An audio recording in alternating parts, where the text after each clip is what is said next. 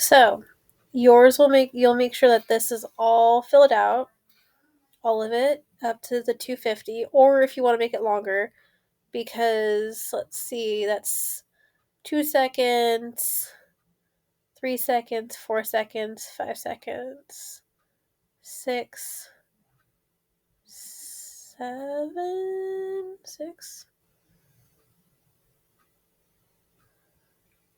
There's a 7 in here somewhere.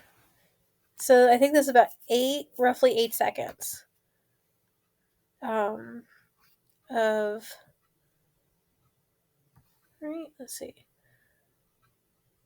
4, 5, 6, 7, a little more than 8 seconds of film. If you want it to be 30 seconds, then you'll go to 300.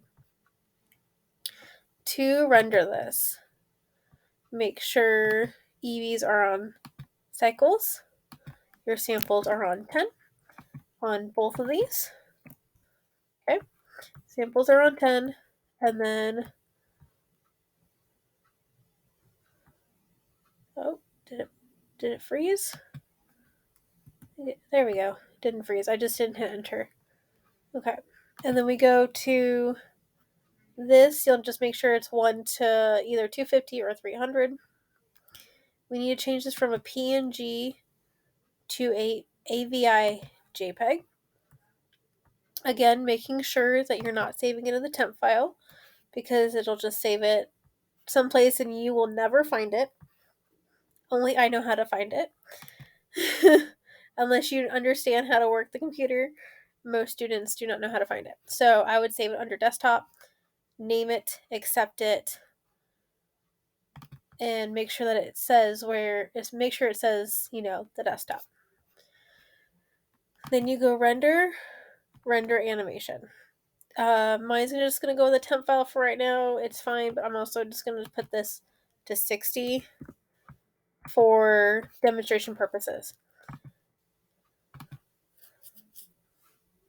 And it'll render scene.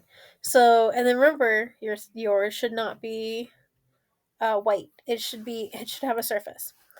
And it's going to go through the samples, and then once it gets to the samples, it'll get to the next frame.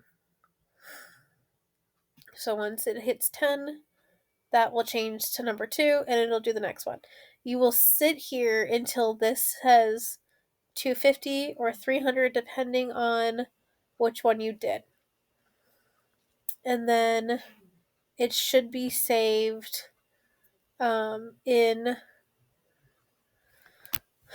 where you saved it. So automatically it should be saved. I'm going to double check that.